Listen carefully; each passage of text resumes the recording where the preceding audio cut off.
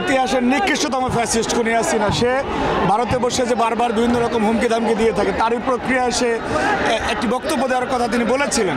তো এর মাধ্যমে আমরা তার বক্তব্যের পরিপ্রেক্ষিতে একটি ঐক্যবদ্ধ বাংলাদেশের প্রতিচ্ছবি আমরা দেখতে পাচ্ছি, যে ফ্যাসিস্টদের বিরুদ্ধে, খুনিদের বিরুদ্ধে বাংলাদেশের সকল শ্রেণী পেশার মানুষ দলমত নির্বিশেষে, শুধুমাত্র ফ্যাসিস্টরা ছাড়া এখানে সবাই একত্রিত হয়েছে।